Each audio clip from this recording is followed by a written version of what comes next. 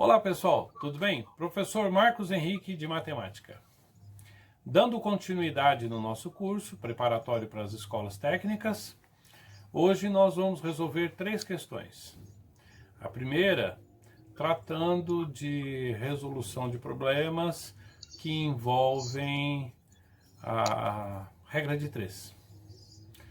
A segunda, a resolução de problemas envolvendo porcentagem, e a terceira, o Teorema de Pitágoras.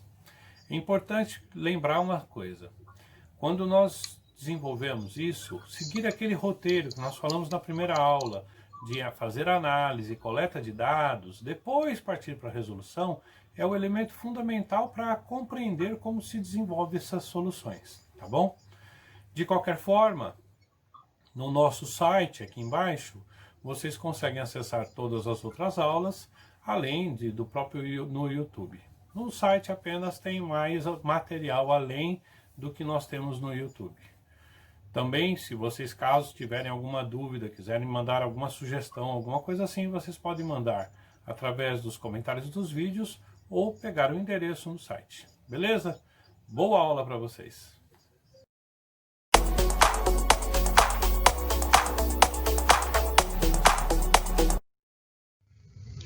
Vamos então à resolução dos problemas. Primeiro, aplicado na prova da ETEC de 2010, diz o seguinte: um técnico em edificações realizou um trabalho em Y dias, fazendo X horas por dia. Se trabalhasse 2 horas a mais por dia, teria terminado o serviço 2 dias antes. E se trabalhasse 4 horas a mais por dia, teria terminado o serviço 3 dias antes. O valor de x e y são tais que... Aí eu tenho as opções, A, B, C. Reparem que as opções estão dando uma relação de comparação. A, I, Y é o dobro de x, então está estabelecendo uma relação entre eles. Nós lá no final nós vamos fazer essa mesma relação. Primeira coisa a fazer é o quê? Identificar o tipo de problema. Reparem, eu tenho 2 variáveis, 2 grandezas. Quando aparece para a gente essas relações de grandezas, nós podemos utilizar a regra de 3. Então eu tenho 2 grandezas, a grandeza horas e a grandeza dias, que já estão estabelecidas como x e y. Nós vamos manter essa ordem. Caso não estivesse, nós podíamos chamar de x e y, ou A, B, C, D, tanto faz. Bom, se é então uma relação de grandezas, reparem, na primeira leitura eu só identifiquei isso. Então agora eu faço uma leitura para coletar esses dados. Então eu pego e vou construir o quê? Vou construir uma tabela. Quando nós falamos de grandezas, de regra de 3, o ideal é construir uma tabelinha. Essa tabela, 3 linhas e 3 colunas. Com essas 3 linhas e 3 colunas, eu começo alocando as minhas grandezas. Então eu tenho meus eventos, primeiro trabalho, ou seja, a primeira opção de trabalho, antes de fazer as mudanças, e segundo trabalho. De novo, lembrando, quem assistiu já aos vídeos sobre regra de 3, quem estabelece o nome para esses eventos somos nós que estamos desenvolvendo. Eu chamei trabalho. A pessoa poderia chamar tarefa, ou nem precisaria construir esta coluna, poderia simplesmente já ir construindo as 2 outras colunas com as relações de grandezas. A primeira grandeza, horas. Segunda grandeza, dias trabalhados, ou dias. A partir daqui, eu retorno no problema. Então, notem, eu ainda não fiz a segunda leitura, vou fazer agora. Então, eu vou começar a fazer a leitura com o intuito de quê? De coletar os dados para esse problema. Então, lá, um técnico em edificações realizou um trabalho em Y dias, fazendo X horas por dia. Se trabalhasse 2 horas a mais, então olha só, relação horas, X horas, 2 horas a mais. Então, eu vou coletar essas informações e a partir daí eu já posso colocar na minha tabela. Continua a leitura. Por dia. Teria terminado o serviço 2 dias antes. Ou seja, eu teria a variável dias, eu vou subtrair de 2. Então, 2 dias antes, eu vou subtrair isso. Então, coleto essas informações. Primeiro eu coloco minha variável anterior, que eu já tinha. X são horas, x mais 2, e agora minha variável dias com y menos 2. Perfeito. Se trabalhasse 4 horas a mais, então, ou seja, x mais 4, tá? Teria terminado o serviço 3 dias antes. Então, variável y menos 3. Pronto, montei uma tabelinha, uma regrinha de 3 para essas expressões que foram estabelecidas. De posse da tabela, então agora nós começamos avaliando as grandezas. Como é que se avalia? Eu pergunto, se aumentar o número de horas trabalhadas para determinada tarefa fixa, o que acontece com o número de dias de realização dessa tarefa? Diminui. Portanto, elas são inversamente proporcionais. A partir daí, então, o que a gente precisa fazer? A gente precisa montar essa razão.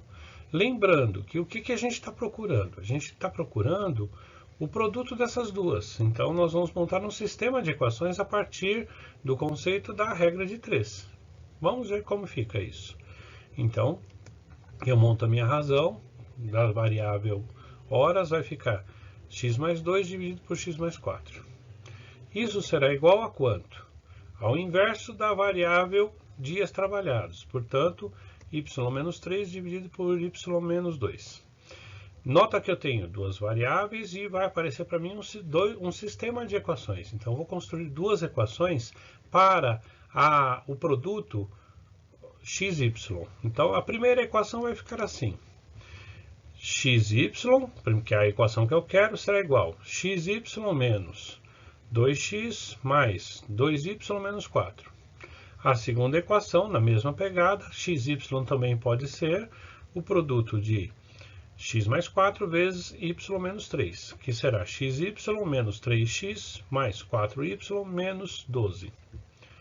Bom, o que eu quero achar é a razão xy. Portanto, eu posso simplificar xy nessas duas equações que apareceram. Se eu simplificar xy nas duas equações, na primeira vai resultar para mim a equação menos 2x mais 2y igual a 4. Na segunda, sigo com o mesmo procedimento, vai resultar menos 3x mais 4y mais 12, que inverte, muda o lado da equação. Bom, duas equações, duas variáveis, sistema linear, posso resolver usando o quê? Usando adição, subtração, substituição, tanto faz. Eu optei em fazer o balanceamento da equação 1 e subtrair uma da outra. Então, como é que vai ficar? Eu multiplico a primeira equação por menos 2. Se eu multiplicar a primeira equação por menos 2, eu vou obter menos 2x vezes menos 2, 4x, menos 2y, menos 4y, 4 vezes menos 2, menos 8. Repete a segunda equação, agora eu posso aplicar a técnica de soma. Quando eu faço a técnica de soma, o que vai acontecer? O menos 4y da primeira e o mais 4y da segunda, eles vão se anular. Então, vai resultar para mim a seguinte expressão. Anulando isso, vai ficar 4x menos 3x igual a x, menos 8 mais 12 igual a 4. Pronto, portanto, x igual a 4. Beleza. Achei um dos elementos. Agora eu preciso lembrar uma coisa. Sempre que a gente está processando isso, eu tenho que avaliar o que eu preciso de fato, certo? Eu não preciso só do valor de x. Então, substituímos então agora o valor de x obtido em uma das equações. Eu escolhi a primeira equação, menos 2x mais 2y igual a 4. Para x igual a 4, portanto, substituo, vai ficar menos 2x, menos 2 que multiplica 4, mais 2y igual a 4. Agora eu desenvolvo isso. Menos 2 vezes 4, menos 8, mais 2y igual a 4. Isolo 2y, então menos 8 está de um lado, num do termo, passa para o outro termo, vai ficar 2y igual a 4 mais 8. eu quero saber só o valor de y, então 4 mais 8 igual a 12, 2y igual a 12. 2 está multiplicando y, passa dividindo. Então, portanto, y será igual a 6. Bom, já sei que o valor de x é igual a 4, y é igual a 6. Agora, o que eu preciso fazer? Eu retorno as minhas alternativas. As minhas alternativas são y é o dobro de x. Por observação, de imediato, já sei que não, né?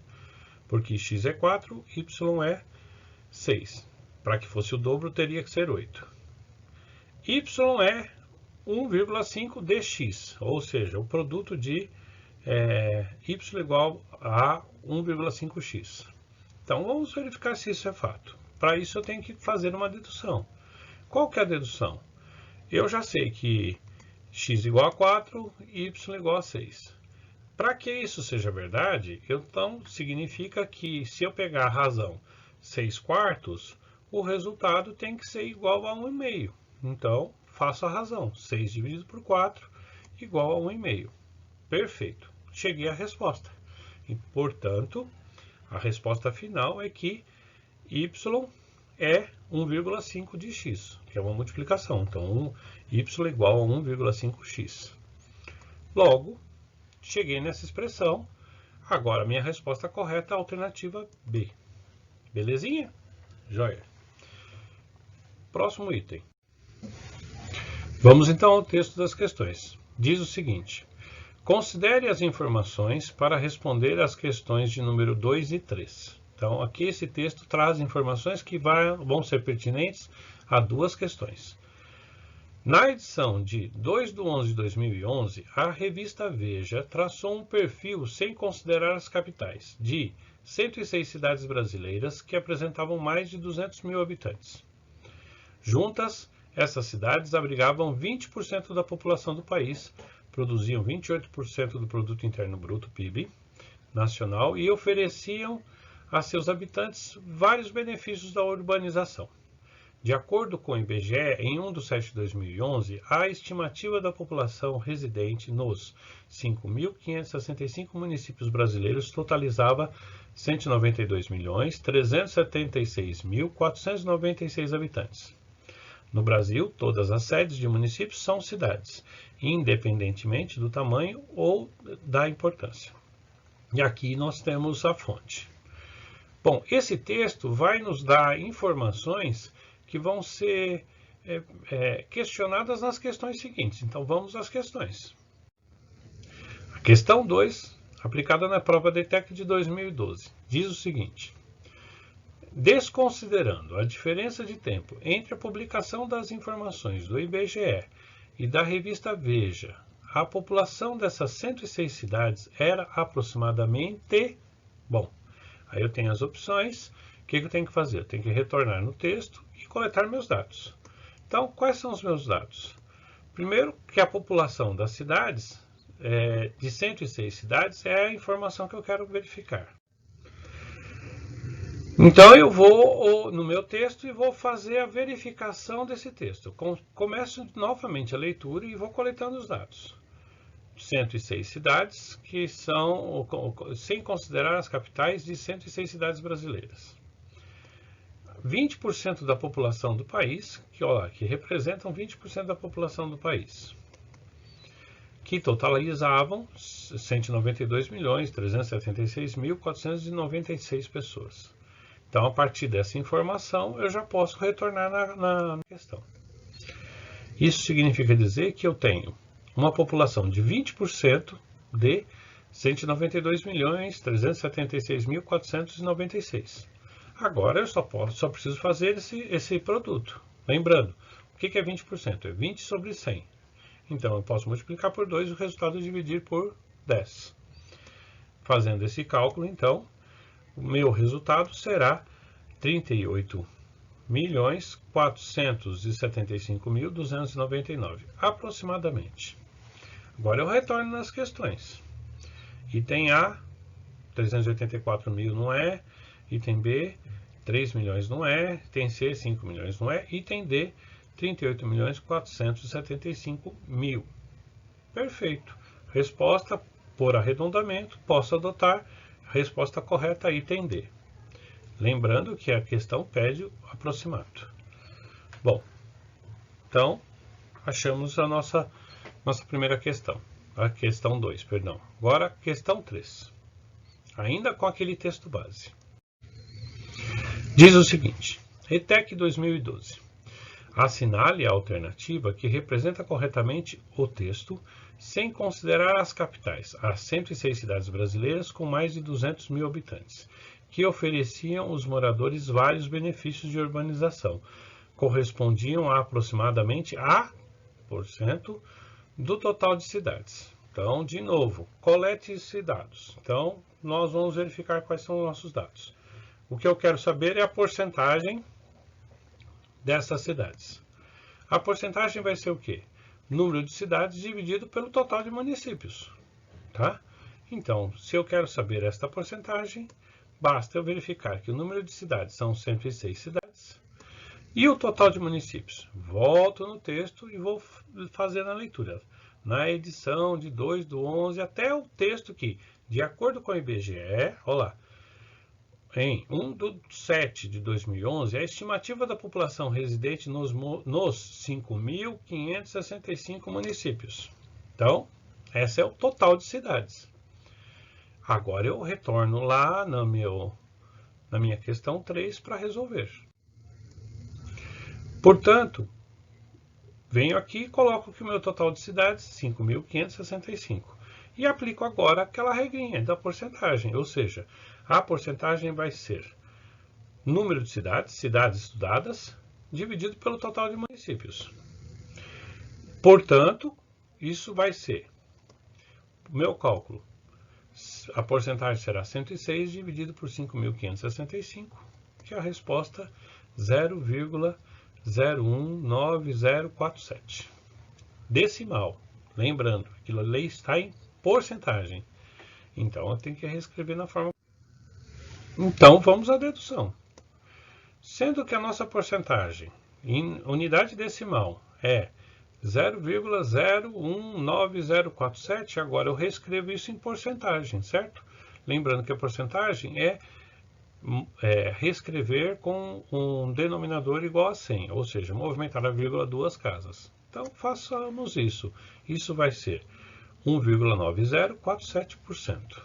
Agora, notem um detalhe no enunciado do problema. Ele pede que seja um número aproximado. Então, eu vou analisar em relação ao número aproximado. Item A, 0,36 está fora. Item B, 0,75 está fora. Item C, 2%. 2% é aproximadamente 1,9. Perfeito, resposta correta. Item C, 2%. Belezinha? Joia. Bom, agora questão 4. Essa questão, aplicada na ETEC de 2012, diz assim: para melhorar a qualidade do solo, aumentando a produtividade do milho e da soja, em uma fazenda é feito rodízio entre essas culturas e a área destinada ao pasto.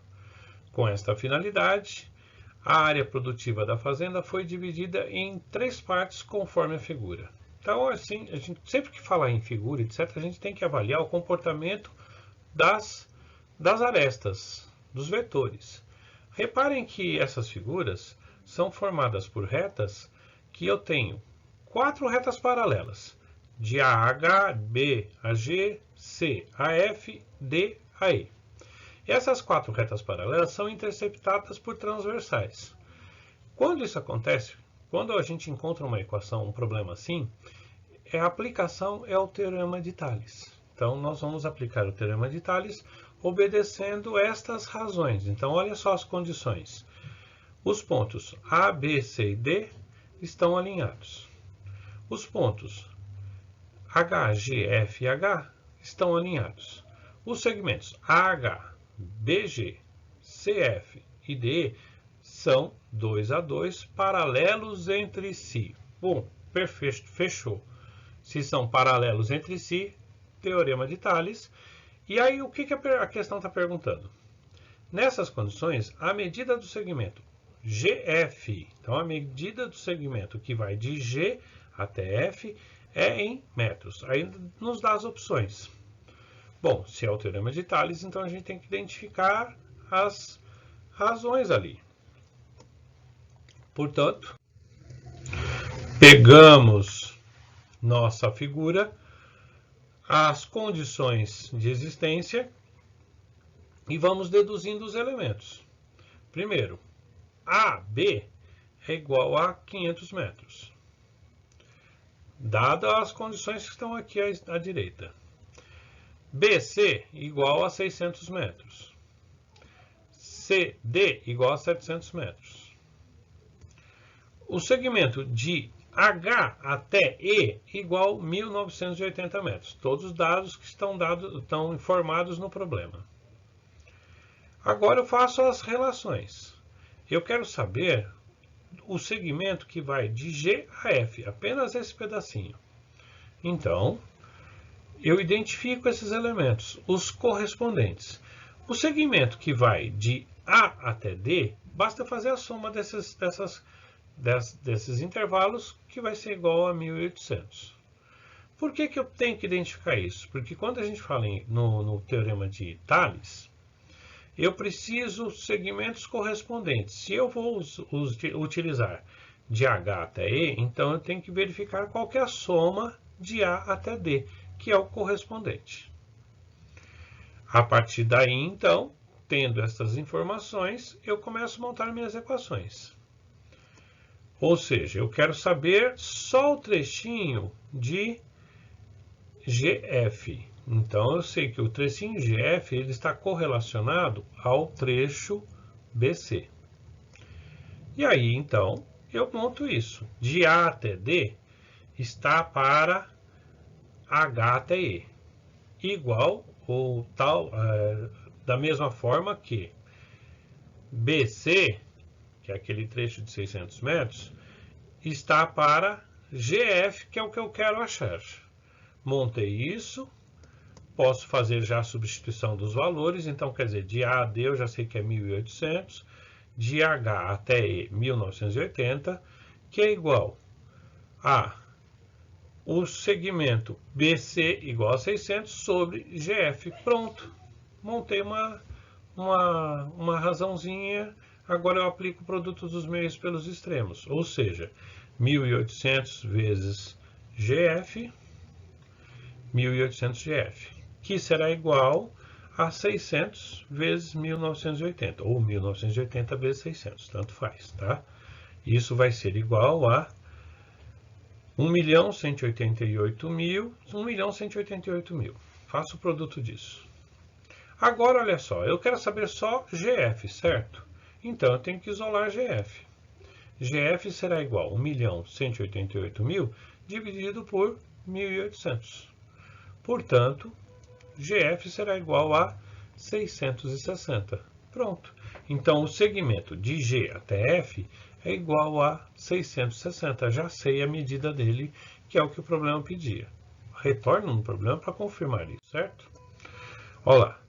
Nessas condições, a medida do segmento GF é em metros, 660 item B. Belezinha? Bom, com isso, nós terminamos os exercícios propostos para hoje. De qualquer forma, volto a recomendar a vocês. Se vocês tiverem alguma dúvida ainda, quiserem fazer alguma sugestão, vocês podem entrar em contato conosco através no site tem o meu e-mail, vocês podem mandar pelo e-mail ou nos comentários dos vídeos. Joia? Beleza? Até a próxima aula.